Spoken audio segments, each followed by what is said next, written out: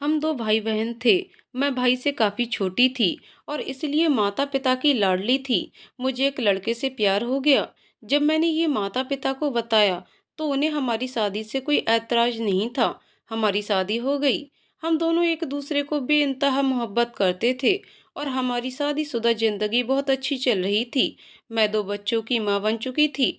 फिर मैंने कुछ ऐसा देखा जिसे देखते ही मैं बेहोश होकर गिर गई, क्योंकि मेरे पति तो राजन और प्रिया उच्च मध्य वर्गीय परिवार के सफल दंपतियों में से एक हैं। 18 वर्ष पूर्व दोनों ने प्रेम विवाह किया था और आज दोनों बेटे आरब, जो कि 16 वर्ष का है, और बेटी ध्वनि, जो अभी 10 वर्ष की है, उनके योग्य माता पिता हैं। राजन बड़ी सी मल्टीनेशनल कंपनी का सीईओ है, तो पत्नी प्रिया एक सुघड़ हाउसवाइफ। घर में दो सदस्य और हैं जो राजन के माता पिता हैं। वो दोनों भी अपने बेटे और बहू से बहुत प्रसन्न हैं। और हो भी क्यों नहीं, आज के युग में माता पिता की हर बात मानने वाला बेटा और एक आवाज पर अपने सभी काम छोड़कर सास ससुर की सेवा करने वाली बहू भाग्यशाली व्यक्तियों को ही मिलती है। एक दिन प्रिया अपनी सहेलियों के साथ शॉपिंग पर गई थी कि अचानक उसकी एक सहेली पूजा ने कहा कि राजन किसी लड़की के साथ कॉस्मेटिक शॉप पर गया है। तुम भी पूजा क्या बोल रही हो? राजन इस वक्त यहाँ कैसे हो सकते हैं? आज उनकी बहुत इम्पोर्टेंट मीटिंग है। प्रिया ने आश्चर्य से बोला। नहीं प्रिया, मैं सच कह रही हूँ, मेरी आंखें धोखा नहीं खा सकती। प्रिया ने ज्यादा पूजा की बातों पर ध्यान नहीं दिया, क्योंकि उसे अपने पति पर पूरा भरोसा है। शाम को शॉपिंग कर घर पहुंचने के बाद प्रिया थक तो बहुत गई थी, चाहती थी कि थोड़ी देर आराम कर ले, लेकिन एक गृहिणी के जीवन में ये सुख कहाँ है। अगले ही पल घर वालों की फरमाइशें याद आते ही अपनी ड्यूटी पर हाजिर हो गई और लग गई अपने काम में। अपने सास ससुर और बच्चों को खाना खिलाकर उनकी जरूरत के सभी काम निपटाकर वो भी खाना खा लेती है, क्योंकि राजन अक्सर रात को देर से ही घर आता है और ज्यादातर बाहर से ही खाकर आता है। रात को तकरीबन 11:30 बजे राजन आता है। सर्वेंट दरवाजा खोलता है। प्रिया भी किचन में ही रहती है, तो खाने के बारे में पूछती है तो राजन खाकर आया हूँ कहकर सीधे कमरे में चला जाता है। प्रिया भी कुछ देर बाद कमरे में आती है तो देखती है राजन के कपड़े नीचे पड़े हैं, जिसे कल धोने के लिए डालने पड़ेंगे, और राजन बाथरूम में नहा रहा है। कपड़े चेक करते समय प्रिया को राजन की शर्ट की कॉलर के नीचे लिपस्टिक का निशान दिखता है और कपड़ों से भी लेडीज परफ्यूम की खुशबू आती है।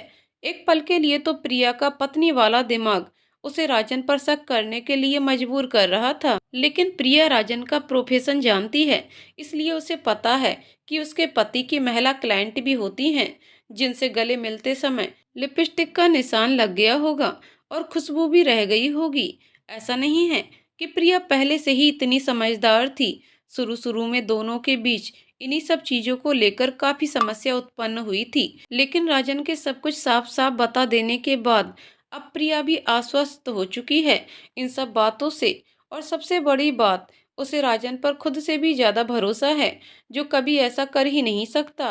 प्रिया यही सब सोच रही थी कि तभी राजन भी नहाकर आ गया था और प्रिया को पीछे से पकड़ लेता है। क्या बात है प्रिया, आज तो तुम बहुत सुंदर लग रही हो। लगता ही नहीं है कि तुम दो बच्चों की माँ हो। बस राजन, अब इतना भी झूठ मत बोलो। शरीर में जहाँ तहाँ बड़ी चर्बी ये साफ बताती है कि मैं दो बच्चों की माँ हूँ, लेकिन तुम अभी भी उतने ही फिट हो जितने कॉलेज में थे, और तुम अपने ही बच्चों के पापा नहीं बल्कि बड़े भाई लगते हो।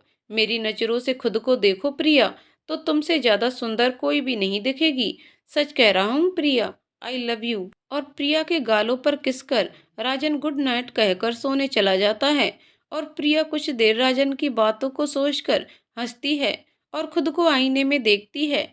जब से मोनोपॉज शुरू हुआ है, शरीर थुलथुला होता जा रहा है, चेहरे की रौनक भी खत्म हो गई है, लेकिन पति की प्यार भरी बातें सुनकर सुकून बहुत मिला। और सच में जैसा राजन ने कहा, वो खुद को भी आज बहुत सुंदर लग रही थी। क्या बात है, आईने के पास खड़ी रहकर मेरी बीबी को नजर लगाने का इरादा है क्या मैडम? आओ और आकर सो जाओ। राजन ने कहा तो प्रिया भी बेड पर आकर लेट गई और नींद की आगोश में समा गई। आज सुबह से ही प्रिया बहुत व्यस्त है, क्योंकि दोपहर में उसे डॉक्टर के पास जाना है, तो उसने अपने सारे काम जल्दी जल्दी निपटा रही है। राजन को ऑफिस और बेटी को स्कूल भेजकर, सास ससुर को नाश्ता कराकर, दोपहर के खाने के लिए मेड को समझाकर तैयार होकर डॉक्टर के पास पहुंचती है। प्रिया जी, आपको अपने आप का ख्याल रखना चाहिए। थायराइड की टेबलेट मिस नहीं करनी चाहिए। ऊपर से मोनोपाज की समस्या है। लापरवाही करने से परिणाम बहुत बुरा हो सकता है। सॉरी डॉक्टर, काम में बिजी होने की वजह से दवाइयाँ मिस हो गईं। आइंदा ऐसा नहीं होगा। डॉक्टर से सब कुछ समझने के बाद प्रिया पार्किंग में गाड़ी के पास आती है तो उसे याद आता है कि अपना पर्स तो मैं डॉक्टर के केबिन में ही भूल आई हूँ। तो प्रिया फिर डॉक्टर के केबिन की तरफ जाने लगती है। वहां पहुंचने पर पता चलता है कि डॉक्टर अपनी दूसरी पेशेंट के साथ बिजी हैं, तो वो बाहर ही इंतजार करने लगती है। अंदर से आ रही आवाजें उसके कानों में पड़ती हैं। आवाज काफी जानी पहचानी सी लगती है। प्रिया को तभी अपनी सहेली का फोन आ जाता है और वह दूसरी तरफ मुंह करके बात करने लगती है। तब तक अंदर की पेशेंट बाहर निकलकर जाने लगती है। प्रिया उसका चेहरा देख लेती है, लेकिन दूसरी औरत उसे नहीं देख पाती है। प्रिया अंदर जाकर अपना पर्स लेती है और डॉक्टर से पूछती है, डॉक्टर, निशा को क्या हुआ है? तो डॉक्टर उसे बताती हैं कि वह प्रेग्नेंट है। डॉक्टर की बात सुनकर प्रिया आश्चर्य में पड़ जाती है। क्लिनिक से वापस लौटते हुए प्रिया निशा के बारे में सोचने लगती है। निशा राजन के ऑफिस में ही काम करती है। कई बार पार्टी वगैरह में मुलाकात हुई है। सुलझी हुई लड़की है, लेकिन अभी उसकी शादी नहीं हुई है और वह प्रेग्नेंट है। तो प्रिया को थोड़ा आश्चर्य हो रहा था। वैसे प्रिया इतनी नैरो माइंडेड नहीं है, लेकिन समाज की ऊंच नीच अच्छे से समझती है, इसलिए थोड़ी उलझन में थी। घर पहुंचते ही पता चलता है कि ध्वनि की ट्यूटर की जॉब लग जाने से वह दूसरे शहर में ट्रांसफर हो रही है। तो प्रिया की जिम्मेदारी में एक और काम जुड़ गया कि जब तक ध्वनि के लिए अच्छा ट्यूटर न मिल जाए, उसे ही अपनी बेटी को पढ़ाना होगा। वैसे बच्चों को पढ़ाना प्रिया के लिए कोई नई बात नहीं है। शादी से पहले प्रिया एक स्कूल में टीचिंग का ही काम करती थी। राजन अपने चचेरे भाई के बेटे की पीटीएम में गया था, तो वहीं उसकी मुलाकात प्रिया से हुई थी। फिर दोनों में प्रेम हुआ था और फिर शादी। राजन अपने माता पिता की इकलौती संतान था और अच्छी नौकरी होने के कारण प्रिया को खुद को पूरी तरह से परिवार को समर्पित करना पड़ा। सच कहें तो प्रिया अपने जीवन से खुश है। टीचिंग छोड़ने का उसे कोई अफसोस नहीं है। उसका ये शौक वो अपने बच्चों को पढ़ाकर पूरे कर लेती है। आज राजन 8 बजे ही ऑफिस से घर वापस आ गया था। अमूमन ऐसा होता नहीं है, लेकिन बच्चे, उसके माता पिता और प्रिया बहुत खुश हैं।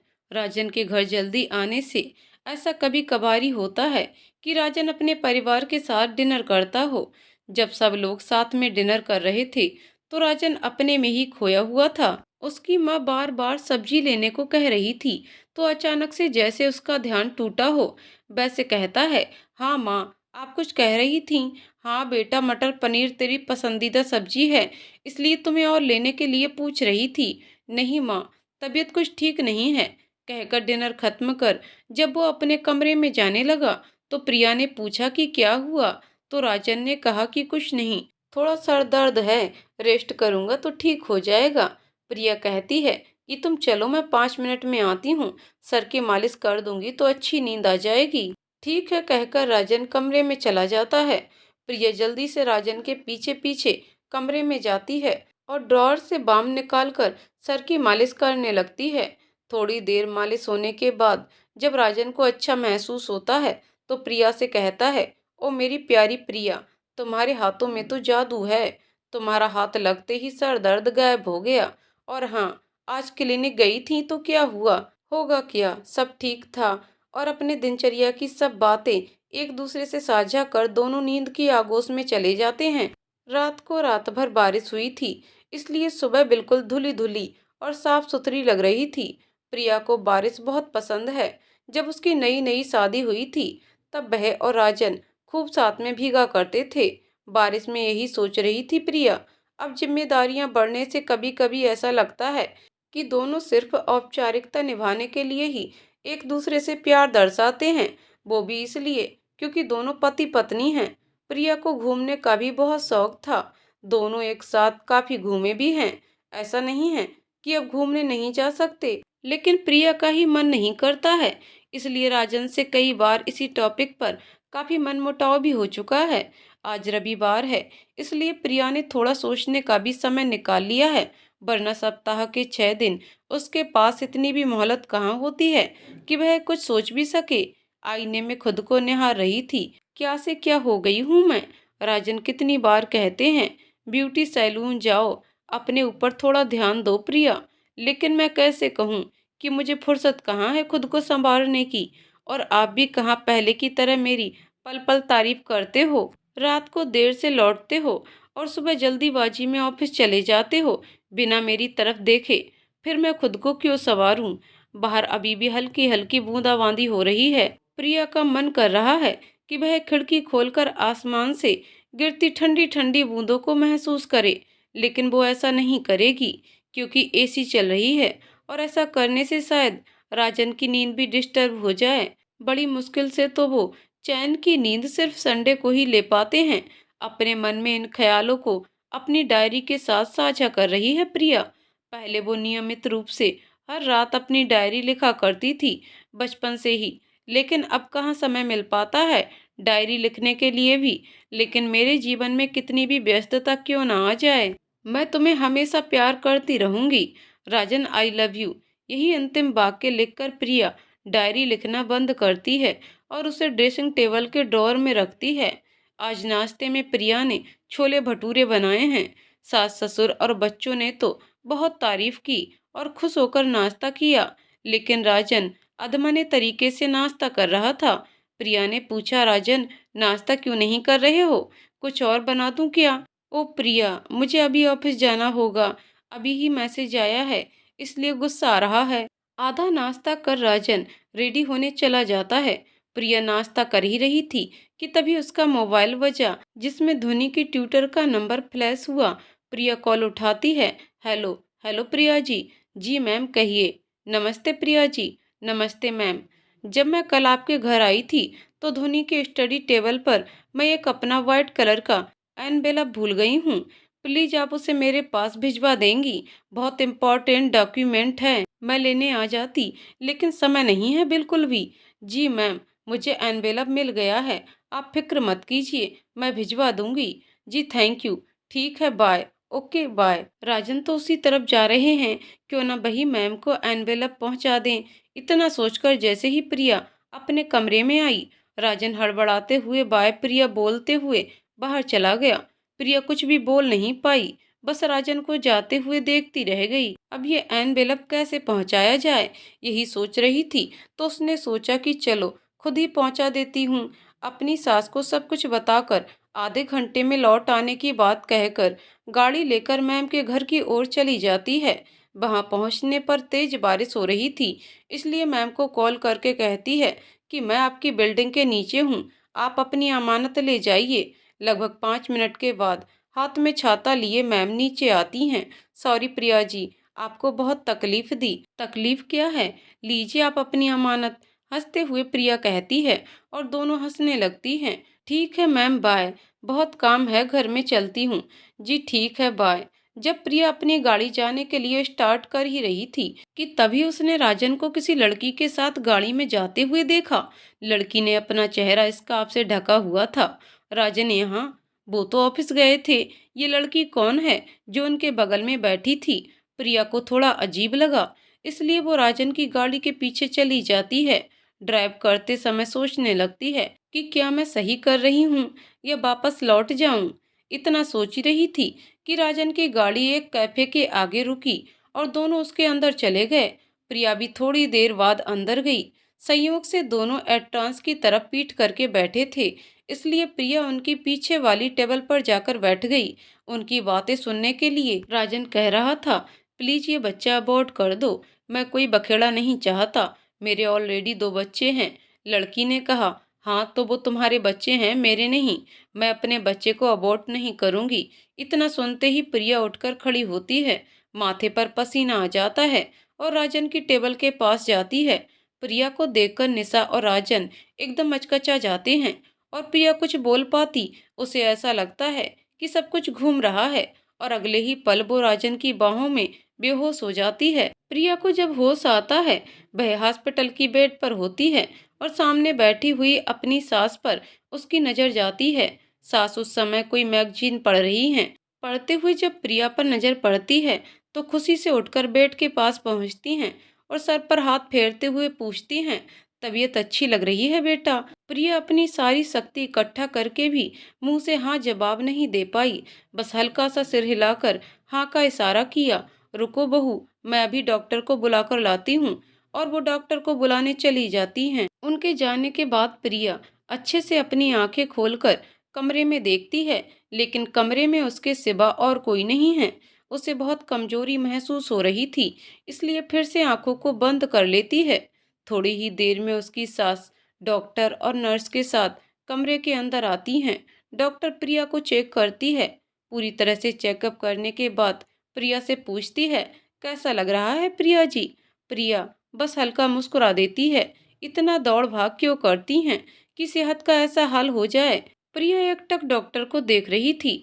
डॉक्टर भी माहौल को हल्का करते हुए कहती हैं, चलिए इसी बहाने आप यहाँ रिलैक्स कीजिए और कुछ दिनों तक हमारी मेहमान नवाजी का लुत्फ उठाइए। सब खिलखिलाकर हंस पड़ते हैं।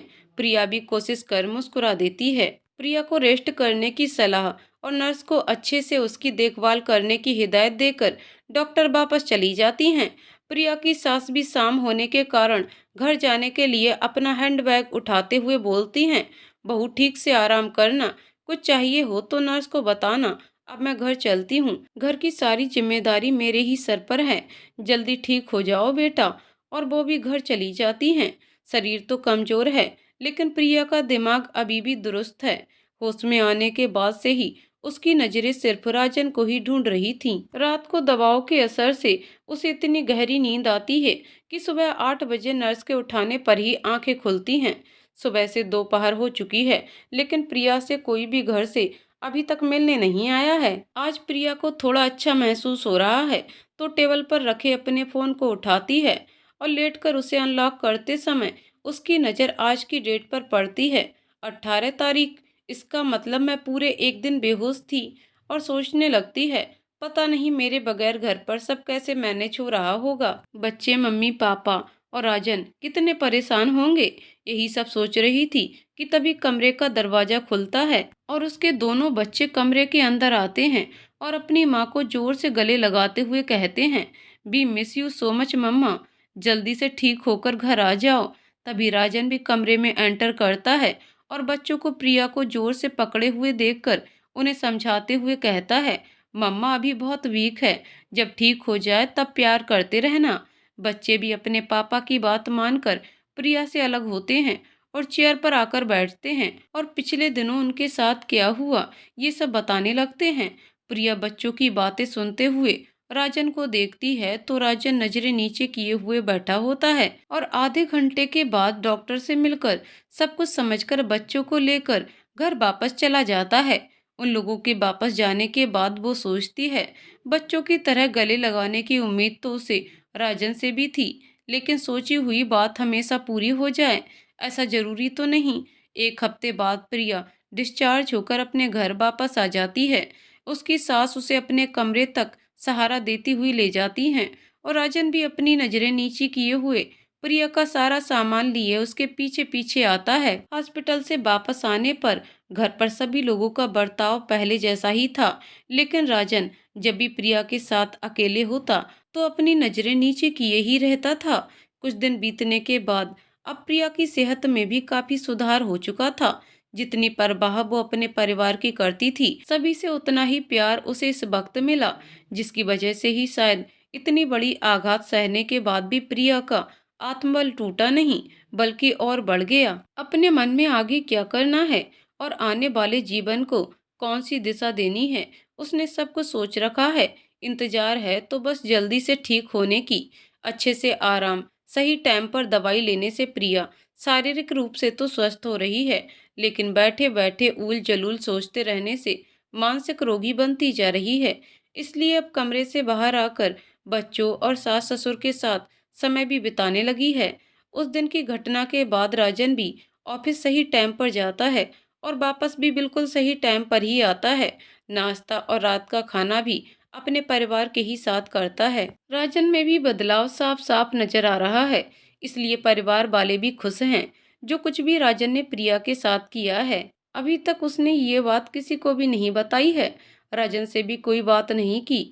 बार बार यही सोचती है कि काश उसने जो कुछ भी देखा और सुना वो गलत हो, लेकिन जिस बात की वजह से 2 हफ्ते बीत जाने के बाद भी अगर वो ठीक नहीं हो पाई है, तो वो बात गलत कैसे हो सकती है। उसे माइल्ड हार्ट अटैक आया था। डॉक्टर ने टेस्ट लेने से बिल्कुल मना किया है, वजन कम करने की हिदायत दी है। 1 महीना बीत चुका है। प्रिया अब रोज सुबह अपनी सास के साथ वॉक जाती है। टहल कर आने के बाद हेल्थी डाइट से अपने दिन की शुरुआत करती है। और सबसे बड़ी बात, कुछ भी स्टेज चाहे बच्चों की पढ़ाई का ही क्यों ना हो, अब वो नहीं लेती है। रविवार के दिन राजन के पिताजी के छोटे भाई के पोते का मुंडन था, तो उसके माता पिता के साथ धोनी भी वहीं गई हुई थी। रात को ही वो सब वापस आने वाले थे। आरब के स्कूल में एनुअल फंक्शन की तैयारी चल रही थी, तो वो भी अपने स्कूल गया हुआ था और शाम को ही लौटने वाला था। राजन अपने ऑफिस का पेंडिंग काम बालकनी में चेयर पर बैठकर कर रहा था। तभी प्रिया उसे राजन कहकर आवाज देती है। लगभग 1 महीने से भी ज्यादा समय बीत जाने के बाद प्रिया ने राजन का नाम लेकर पुकारा है। काम करते हुए वो हड़बड़ाते हुए पूछता है, हाँ प्रिया बोलो, कोई काम है क्या? हाँ, तुमसे कुछ जरूरी बातें करनी है। हाँ बोलो। देखो, मैं पुरानी बातें ना करना चाहती हूँ और ना ही कुछ सुनना चाहती हूँ। हाँ, मैं भी पिछला सब कुछ भुलाकर तुम्हारे और हमारे बच्चों के साथ एक नई शुरुआत करना चाहता हूँ। जो मैं करना चाहती हूँ, मुझे तुम्हारा साथ चाहिए। मैं बिल्कुल तुम्हारा साथ दूंगा प्रिया। पहले सुन तो लो मैं क्या कहना चाहती हूँ। प्लीज प्रिया, पहले मेरी बात सुन लो। ठीक है, बोलो। प्रिया, माना मेरी गलती माफी के लायक नहीं है, पर प्लीज एक बार अपने मुंह से बोल दो कि तुमने अपने राजन को माफ कर दिया। बोलते हुए प्रिया को गले लगा लेता है। उसकी आंखों से आंसू बह रहे थे। प्रिया को गले लगाए हुए ही कहता है, प्रिया तुमसे बढ़कर मेरे लिए कोई भी नहीं है। मैं तुम्हारे बगैर जीने की सोच भी नहीं सकता हूँ। प्रिया राजन को खुद से दूर करते हुए कहती है, मुझे घुटन हो रही है।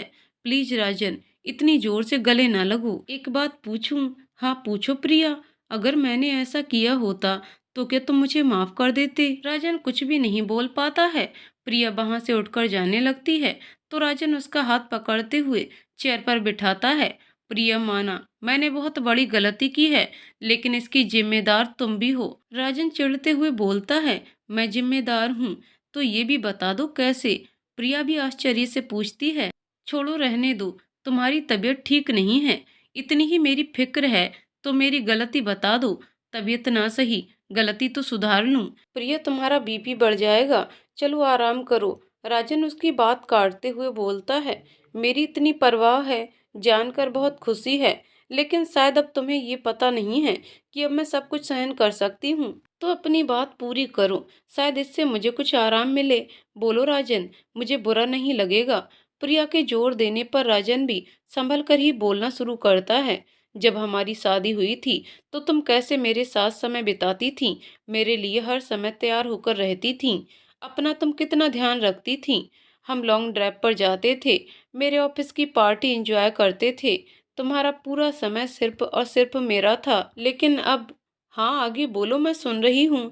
कुछ नहीं हो रहा है मुझे, बोलो। जब से बच्चे हमारी जिंदगी में आए हैं सब कुछ बदल गया है। प्रिया, तुम मेरी तरफ कहाँ ध्यान देती हो? मेरी तरफ क्या, खुद की तरफ भी ध्यान नहीं देती हो? मेरे लिए सजना तो दूर की बात, तुम बालों में कंघी तक नहीं करती हो। मेरे कई बार इंसिस्ट करने पर तुम ब्यूटी पार्लर भी जाती हो। तुमने मुझे बहुत इग्नोर किया है प्रिया, इसलिए मैं इतना टूट गया और निशा में तुम्हें ढूंढने लगा। कहते हैं जोश में लोग होश खो बैठते हैं, वही भूल राजन से भी हो गई। अपनी गलती का जिम्मेदार भी उसने प्रिया को ही बना दिया। प्रिया ने चुपचाप राजन की सारी बातें सुनी और बोली, मुझे माफ कर दो, मैंने तुम्हें बहुत इग्नोर किया, अब ऐसा नहीं होगा। ये बोलकर प्रिया वहां से उठकर गार्डन में चली जाती है। राजन को लगा था कि उसके ये सब बोलने से प्रिया बहुत नाराज होगी और पता नहीं क्या बोलेगी, लेकिन प्रिया से ऐसी प्रतिक्रिया पाकर उसे अबाक सा जाते हुए देखता है। नीचे घास पर बैठकर प्रिया राजन की कही हुई बातों को सोचने लगती है। मैंने तुम्हें इग्नोर किया राजन, तो इसलिए तुम निशा के साथ आगे वो सोच भी नहीं पाती है। बच्चों के होने के बाद तुम्हारा क्या बदला? बदलाव तो सिर्फ मुझ में आए, चाहे वो शारीरिक हो या मानसिक, सारे बदलाव तो मैंने सहे। कभी कभी तो खाना खाने का भी समय नहीं होता है, वो तुम्हें नहीं दिखता। लेकिन बालों में कंघी नहीं की, ये दिखाई देता है। मैंने तुम्हारा परिवार अच्छे से संभाला, ये नहीं दिखता। खुद को नहीं सजाया, ये दिख जाता है। मैंने तुम्हें कब इग्नोर किया, मुझे याद नहीं। लेकिन करवा चौथ के दिन भी तुम कई सालों से रात को देर से ही आते हो, और फिर भी मैं तुम्हारे हाथों से ही निवाला खाकर अपना व्रत तोड़ती हूँ। और तुम्हारा थका हूँ बोलकर सो जाना आज याद आ गया राजन। ठीक है, अगर गलती मेरी है तो मैं ही इसे ठीक भी करूंगी। सोचते हुए प्रिया अपने किए हुए फैसले पर एक बार फिर खुश हो जाती है। प्रिया नए आत्मविश्वास के साथ उठकर खड़ी होती है और खुद को समझाते हुए अंदाज में कहती है, माँ कहती थी ना, जब तक हम नहीं चाहते हमसे हमारा कोई कुछ भी नहीं छीन सकता, फिर चाहे वो हमारा विश्वास ही क्यों ना हो। जिंदगी से मेरा विश्वास मुझसे कोई छीन नहीं सकता है। उसने अपने भविष्य के बारे में कुछ निर्णय लिया है, इसलिए अब वह बेकार की बातों को सोचना नहीं चाहती है, अपने लिए जीना चाहती है। अगली सुबह प्रिया ने अपने ससुर जी और सासू माँ को ये बताया कि वो एक कोचिंग क्लास खोलना चाहती है, जिसमें क्लास सेकंड से क्लास 8 तक के बच्चों को पढ़ाएगी, और इसके लिए मुझे आप दोनों की हेल्प चाहिए। सास ससुर आश्चर्य होकर पूछते हैं कि अचानक से तुमने ये योजना क्यों बना ली? अभी तबीयत भी ठीक नहीं हुई है और फिर घर परिवार भी है। अगर कोचिंग क्लासेस में समय दोगी तो घर के लिए समय कैसे निकाल पाओगी? और राजन तो अच्छा खासा अर्न कर ही रहा है, तो क्या जरूरत है ऐसे झमेले में पड़ने की? प्रिया के सास ससुर ने नकारात्मक प्रतिक्रिया ही दी उसे। उसने सोचा था कि शायद मम्मी जी पापा जी मेरी बात को समझेंगे। बातों को सुनकर वो दुखी नहीं हुई, बल्कि अपने सपनों को साकार करने का इरादा उसने और भी पक्का कर लिया, और उन दोनों को और ज्यादा अपनी बात समझाकर उन्हें और परेशान नहीं करना चाहती थी। इसलिए बातचीत वहीं समाप्त कर दी। कुछ दिन बीतने के बाद प्रिया अपने मायके गई, जो उसके ससुराल से सिर्फ 4 किलोमीटर ही दूर है।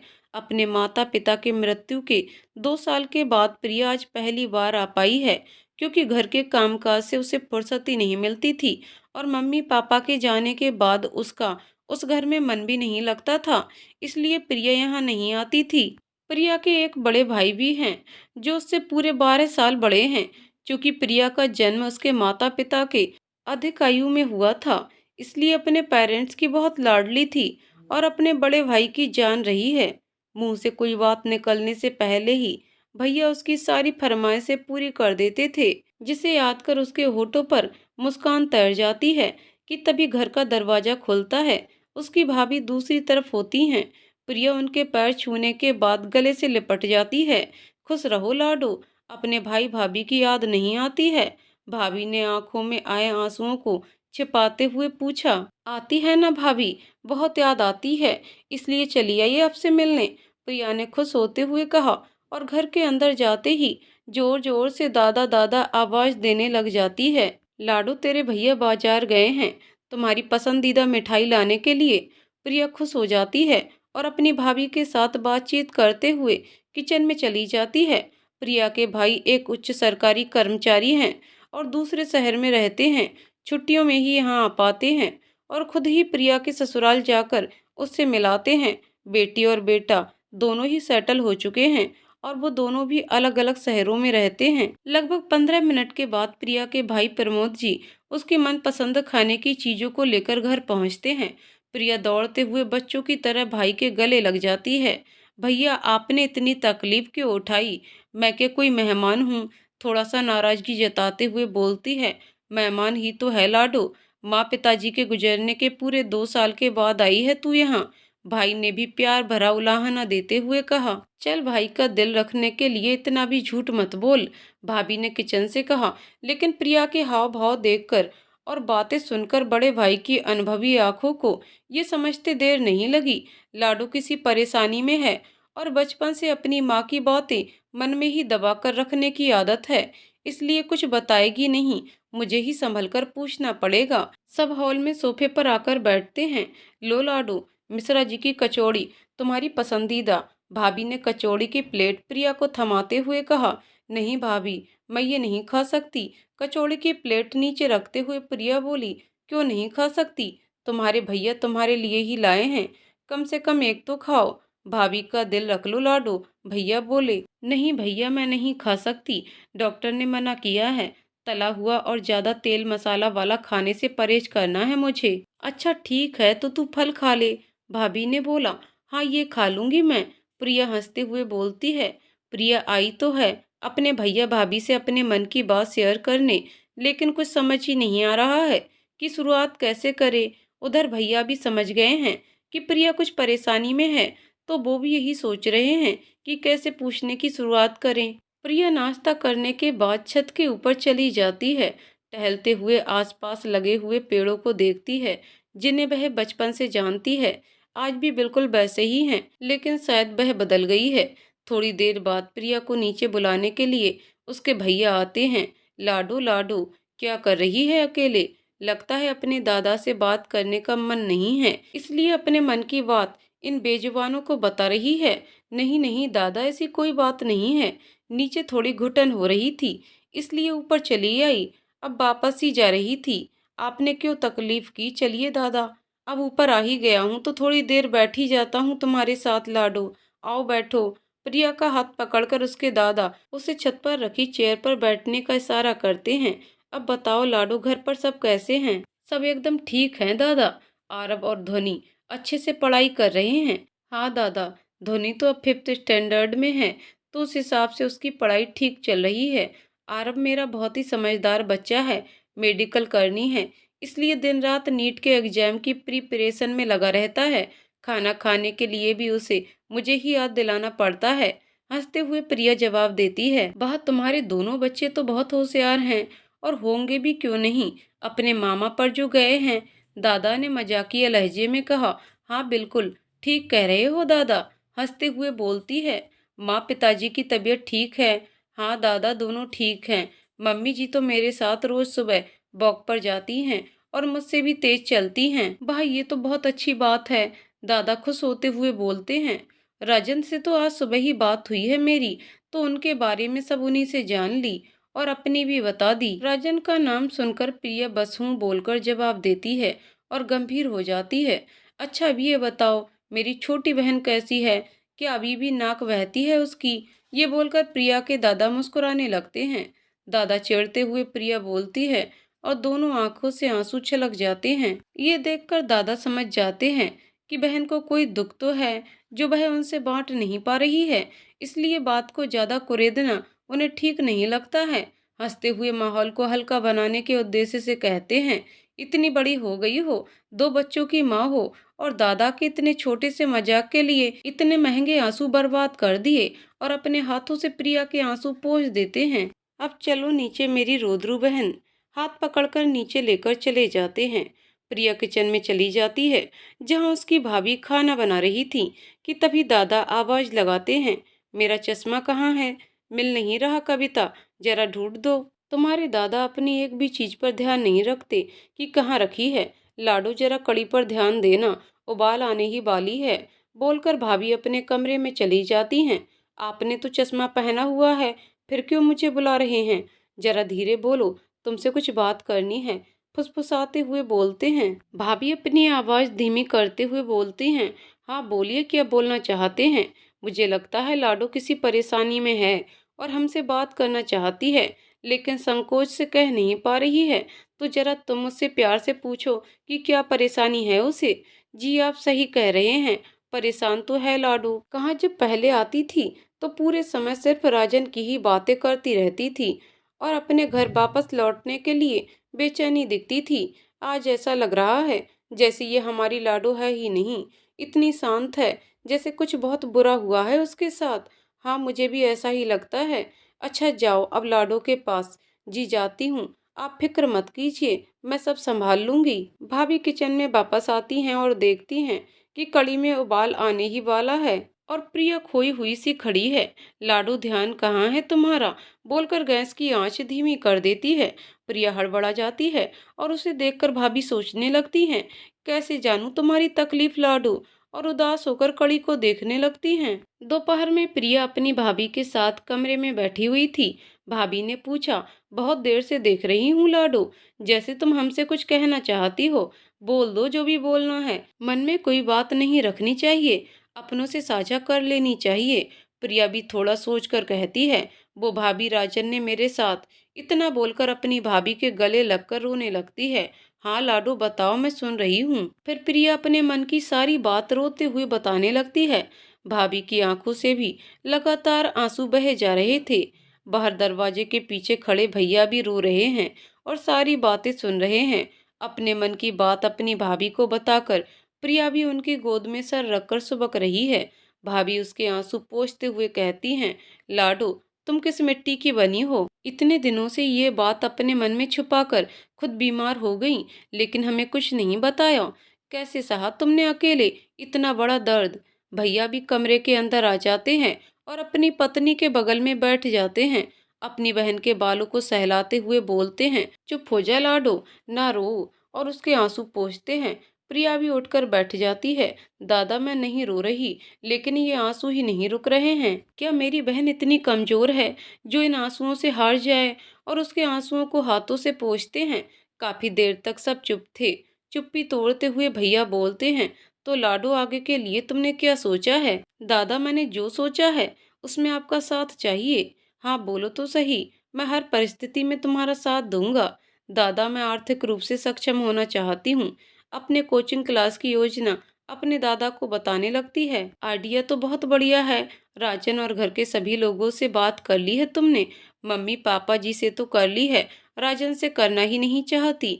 मम्मी पापा जी ने साफ साफ मना कर दिया है, लेकिन इस बार मैं उनकी सुनना नहीं चाहती। दादा दोनों मुझसे नाराज हो जाएं चलेगा, लेकिन राजन की सच्चाई बताकर मैं उन्हें टूटते हुए नहीं देख पाऊंगी। राजन से डिवोर्स नहीं लूंगी, क्योंकि बच्चों पर बुरा असर होगा हमारे अलग होने से, लेकिन साथ भी मैं नहीं रह पाऊंगी राजन के। इसलिए खुद को बिजी करना चाहती हूँ, अपने पैरों पर फिर से खड़ा होना चाहती हूँ। कि आप दोनों मेरा साथ दोगे? हम बिल्कुल तुम्हारा साथ देंगे लाडो। दोनों एक साथ बोल उठते हैं।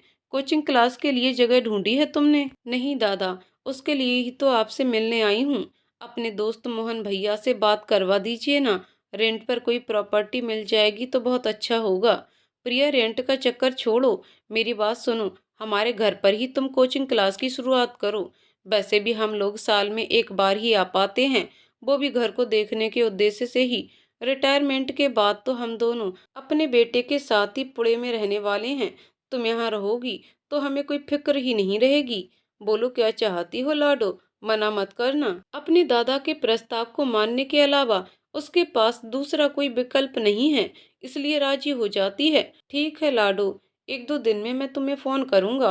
कारपेंटर और इलेक्ट्रीशियन से भी तुम मिल लेना और जैसा तुम चाहो काम करवा लेना। ठीक है दादा बोलते हुए प्रिया भाभी के गले लगकर अपनी कार में बैठकर अपने घर रवाना हो जाती है। घर पहुंचने पर सास पूछती हैं, आज बड़ी देर कर दी बहू, कहाँ रह गई थी? वो माँ जी कुछ काम था इसलिए देर हो गई, जवाब देकर अपने काम निपटाने लगती है। अब प्रिया रोज सुबह अपने काम निपटाकर अपने मायके चली जाती है, जहाँ कोचिंग क्लास की जरूरतों के हिसाब से सभी काम करवा रही है। शाम को थकी हुई घर वापस लौटती है और बच्चों और सास ससुर की जरूरतों को पूरा कर रात को सो जाती है। रोज उसका यही दिनचर्या हो गया है। एक दिन रविवार को जब राजन घर पर था और पिया घर से बाहर, तब उसकी सास ने अपने बेटे से कहा कि बेटा कुछ पता है तुम्हें, बहू आजकल कहाँ गायब रहती है? रोज तुम्हारे जाने के बाद चली जाती है और शाम को वापस लौटती है। देखो आज भी तुम्हें और बच्चों को छोड़कर चली गई है। नहीं माँ, मुझे तो कुछ नहीं पता। हाँ तुम्हें कैसे पता होगा, दिन भर तो इस लैपटॉप में आंखें गड़ाए रहता है। कल ही मैंने बहू को बालाजी मंदिर के पास किसी आदमी के साथ देखा था।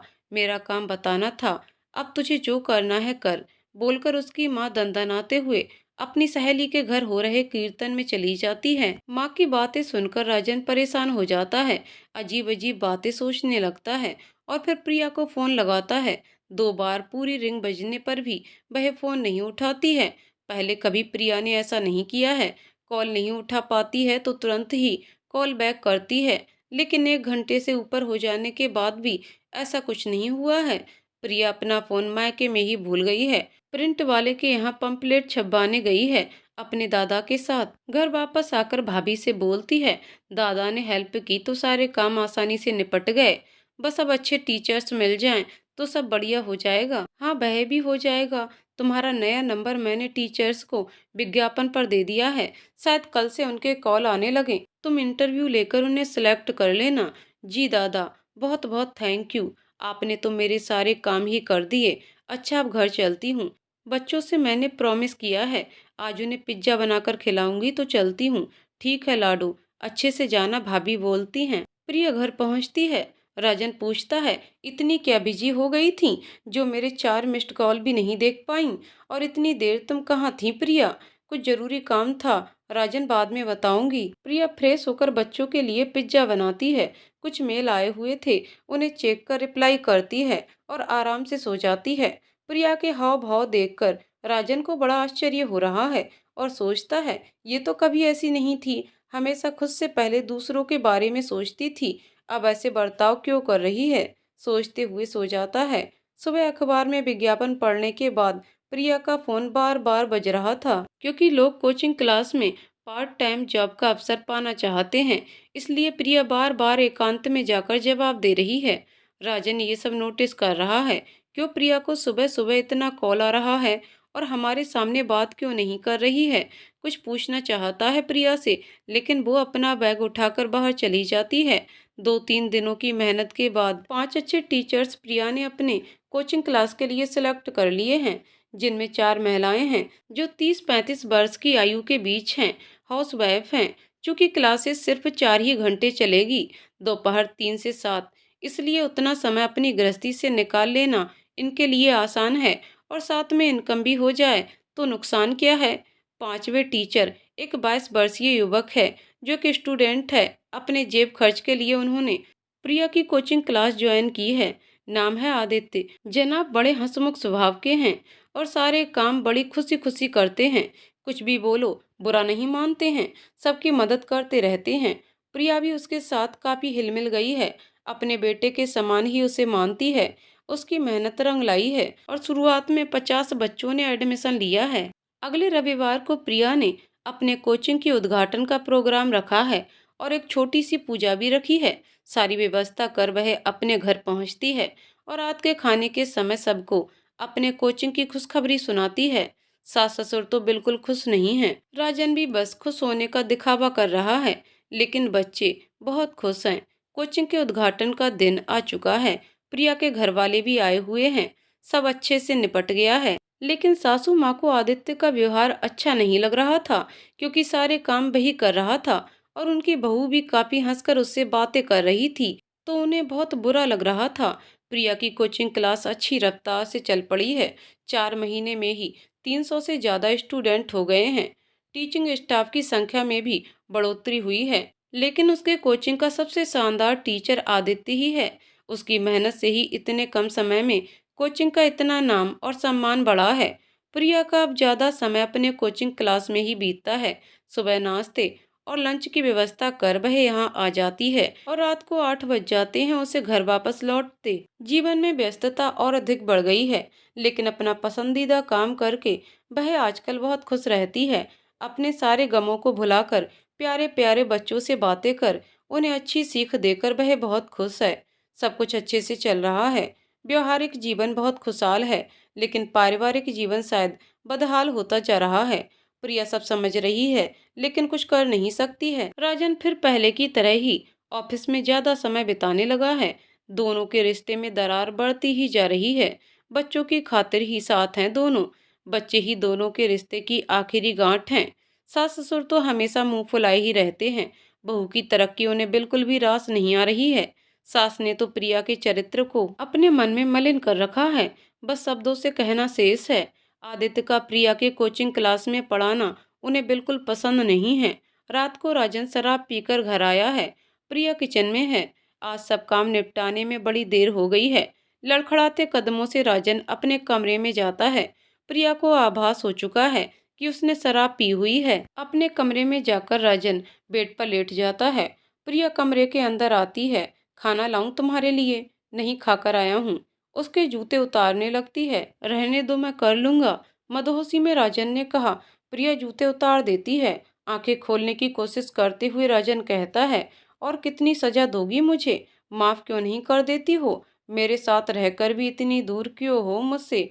उसे गले लगाने की कोशिश करता है। धीमे से प्रिया कहती है, तुम अभी होश में नहीं हो, सुबह बात करते हैं। तब तक राजन प्रिया के करीब आकर उसे अपने गले से लगा लेता है। प्रिया सब कुछ भूलकर उसकी बाहों में समा जाती है, आंखों से आंसू बहने लगते हैं कि तभी अचानक राजन की पकड़ और मजबूत होने लगती है। नशे में राजन प्रिया के गालों पर अपने प्यार की छाप छोड़ चुका है, अब उसके होठों की तरफ बढ़ रहा है। तभी अचानक से प्रिया उसे अपने से अलग करती है। राजन और जोर से उसे पकड़ता है और उसे बेड पर सुला देता है। अंत में प्रिया भी हारकर राजन के प्यार में समर्पित हो जाती है। महीनों बाद आज दोनों पति पत्नी चैन की नींद सोए हैं। सुबह मुस्कुराते हुए प्रिया जब बेड से उठने लगती है, तब राजन नींद में ही उसका हाथ पकड़ते हुए कहता है, कहाँ जा रही हो निशा? प्लीज यहीं मेरे पास रहो ना। फिर एक बार प्रिया को राजन द्वारा छले जाने का एहसास होता है। खैर इस बार जो कुछ भी हुआ उसमें उसकी मर्जी भी शामिल थी। जज्बातों में बहकर अपने पति का प्यार पा तो लिया, लेकिन वो तो सिर्फ सपना था। हकीकत तो आंखें खोलते ही पता चल गया। प्रिया नहाने के लिए बाथरूम में चली जाती है, शावर के नीचे अपने आंसुओं को बहने दे रही है। जब वो नहाकर बाहर आती है तो राजन उठा हुआ रहता है। प्रिया उसके तरफ बिना देखे ही रेडी होने लगती है।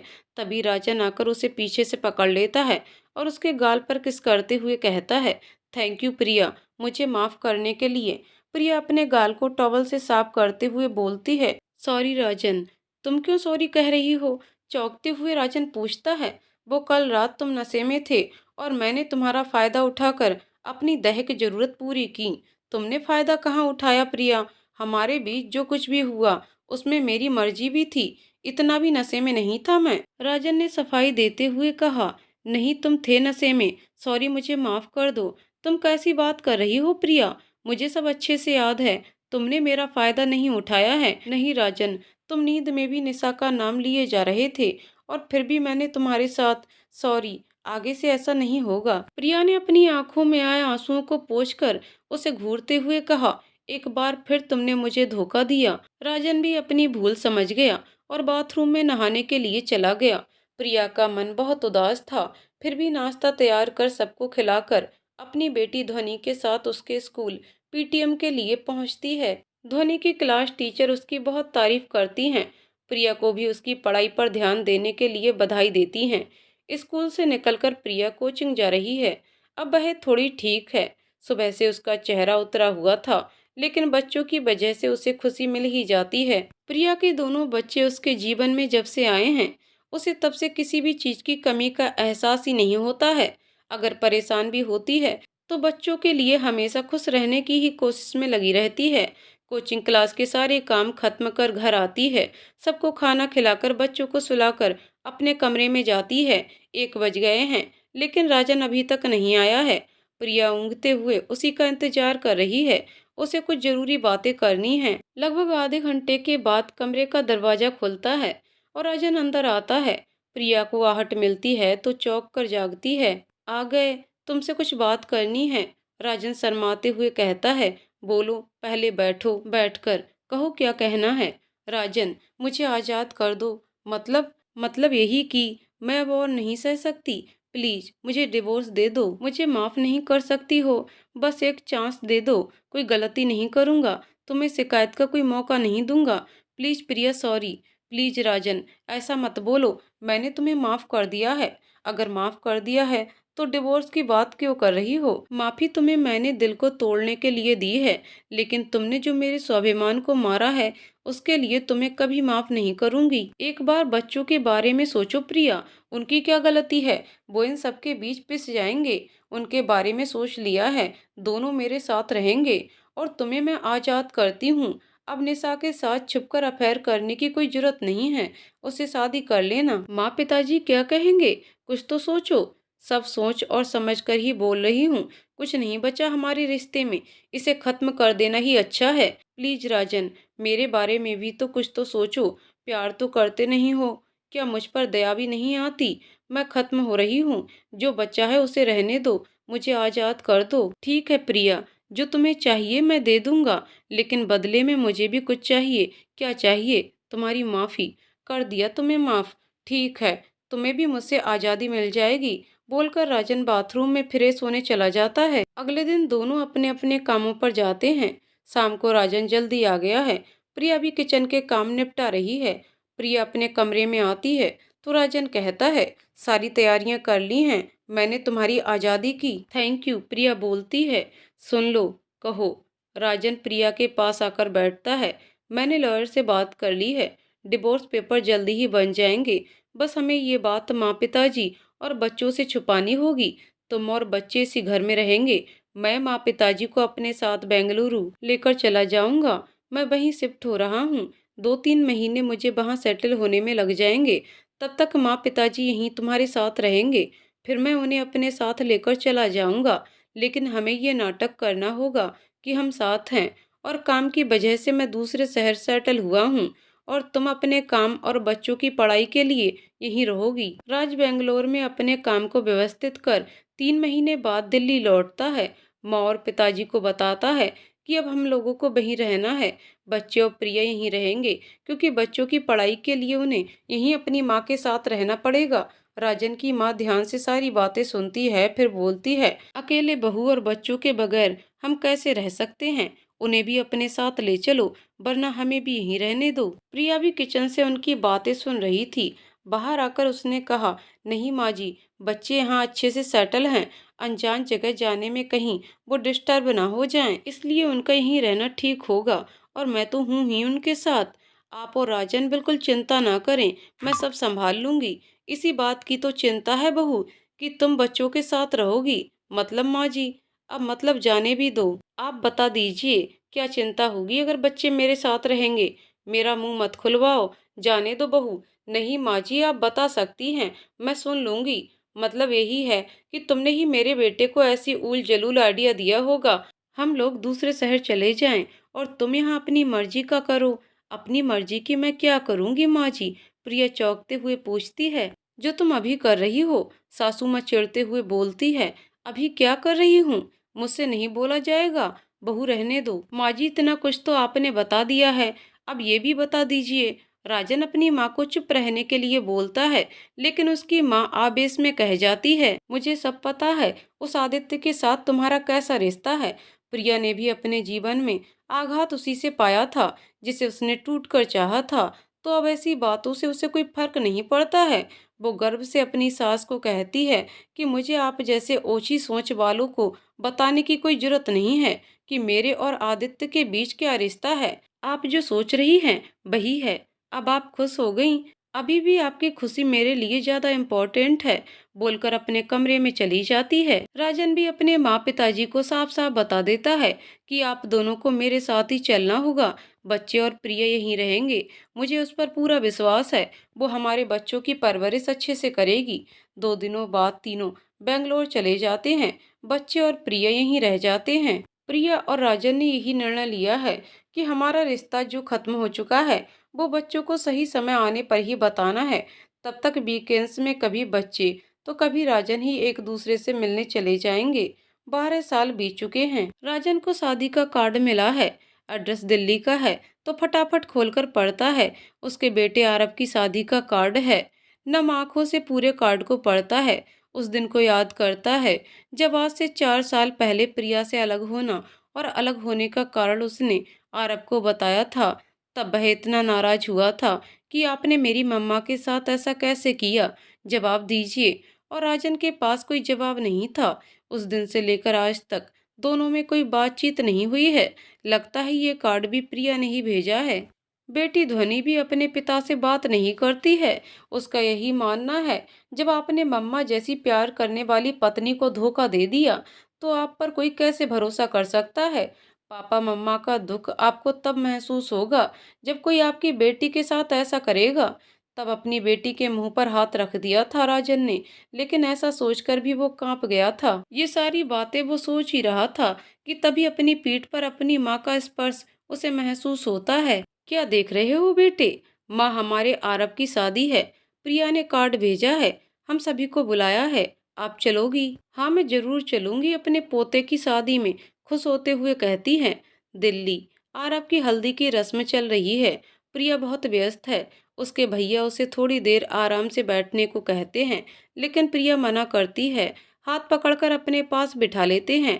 अपनी पत्नी को जूस लाने के लिए कहते हैं। दादा, मैं नहीं बैठ सकती, बहुत काम बाकी है। थोड़ी देर तो बैठ जाए लाडू, सारे काम हो जाएंगे। ठीक है दादा, आपको मुझसे कुछ कहना है क्या? हाँ लाडू, यही कहना चाहता हूँ कि मुझे तुम पर गर्व है। इतनी बड़ी मुसीबत आने पर भी तुम टूटी नहीं, बल्कि और मजबूत बनकर सबका सामना किया। खुद पैरों पर खड़ी हुई, अपने बेटे को डॉक्टर बनाया, बेटी को भी एमबीबीएस करा रही हो।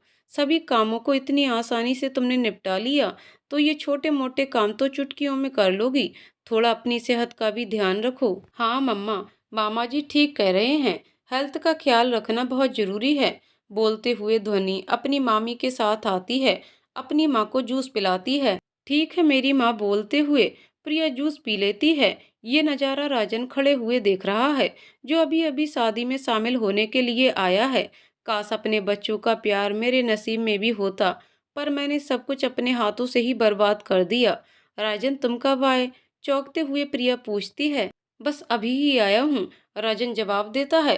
राजन की माँ अपनी पोती के पास जाती है, उसे प्यार से गले लगाती है। प्रिया भी उनके पैर छूती है तो उनकी आंखों में आंसू आ जाते हैं। मन ग्लानि से भर जाता है कि गलत मेरा बेटा था और कीचड़ मैंने तुम पर उड़ाई थी, फिर भी तुम सब कुछ चुपचाप सह गईं, अब तक नहीं किया। तुम कितनी महान हो और मैं कितनी नीच। सोचते हुए प्रिया को गले लगा लेती हैं।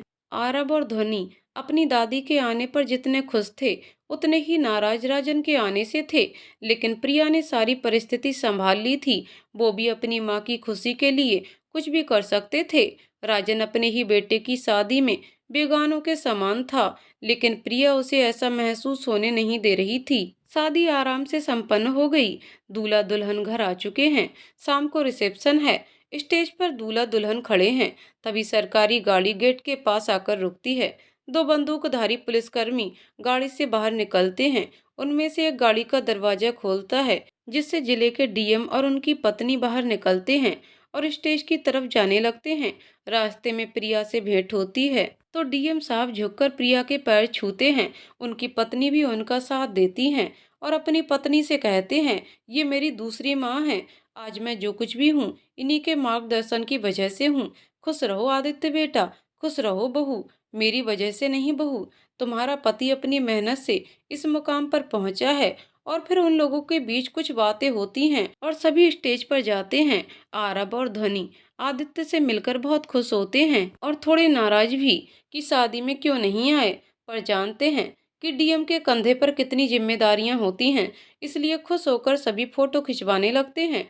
राजन और उसकी माँ दूर से ये नज़ारा देख रहे होते हैं। दोनों को अपनी अपनी भूल आज समझ आ गई है। तभी प्रिया उन दोनों को भी स्टेज पर बुला लेती है और उनके साथ भी दूल्हा दुल्हन को फोटो खिंचवाने के लिए कहती है। सब लोग फोटोज खिंचवाने का आनंद लेते हैं। रिसेप्शन के बाद प्रिया अपने बेटे बहू को उनके दादाजी का आशीर्वाद लेने को कहती है, जो अब इस दुनिया में नहीं है। इसलिए दोनों दादाजी की तस्वीर के नीचे दिया जलाकर उनका आशीर्वाद लेते हैं। फिर प्रिया उन दोनों को नई जिंदगी की शुरुआत करने से पहले यही आशीर्वाद देती है कि चाहे कुछ भी हो जाए, दोनों कभी भी एक दूसरे का विश्वास मत तोड़ना। और जब कभी भी लगे कि हमारे बीच दूरियां आ रही हैं, तो एक दूसरे से अपनी मन की बात जरूर करें। दोनों अपनी माँ का आशीर्वाद पाकर अपने कमरे में चले जाते हैं। सब काम निपटा लेने के बाद प्रिया थोड़ी देर लॉन में टहलने लगती है। तभी राजन उसके पास आता है, जो कल बेंगलोर वापस जाने वाला है। प्रिया, मुझे तुमसे कुछ बात करनी है। हाँ राजन बोलो, मुझे माफ कर दो। फिर से ये क्या बातें लेकर बैठ गए तुम? सो जाओ। सो जाऊंगा अगर तुम्हारी माफी मिल जाएगी। प्लीज प्रिया, मुझे माफ कर दो, ताकि मैं भी तुम्हारी तरह चैन की नींद सो सकूं। प्लीज प्रिया, सब कुछ माफ करके मेरे पास वापस आ जाओ ना। मैं सुधर गया हूँ, निशा से भी डिवोर्स ले चुका हूँ। मुझे तुम्हारी जरूरत है, प्लीज सब कुछ भूल जाओ ना। प्लीज राजन जाओ, अब मुझसे ऐसा कुछ नहीं होगा। मैं बहुत खुश हूँ। मेरा प्यार तुम थे, हो और रहोगे, लेकिन तुम्हारा प्यार मैं नहीं थी। मेरी जगह तुमने किसी और को दे दी, जो मैंने भुला दिया। लेकिन मैं ये कभी नहीं भूल सकती कि ये सब तुमने तब किया जब तुम्हें किसी चीज की कोई कमी नहीं थी, बस थोड़ी सी खुशी पाने के लिए तुमने मुझे जीवन भर का दुख दे दिया। बोलते हुए प्रिया घर के अंदर जाने लगती है। राजन, मुझे माफ कर दो बोलता हुआ गिड़गिड़ाता रहता है। प्रिया फिर से पीछे मुड़ने की भूल नहीं करती है। तो दोस्तों, कहानी यहीं पर समाप्त होती है। दोस्तों, आपको कहानी कैसी लगी कमेंट करके जरूर बताइएगा। कहानी पसंद आई हो तो वीडियो को लाइक शेयर करें और चैनल को सब्सक्राइब करें। कहानी को पूरा सुनने के लिए बहुत बहुत धन्यवाद दोस्तों।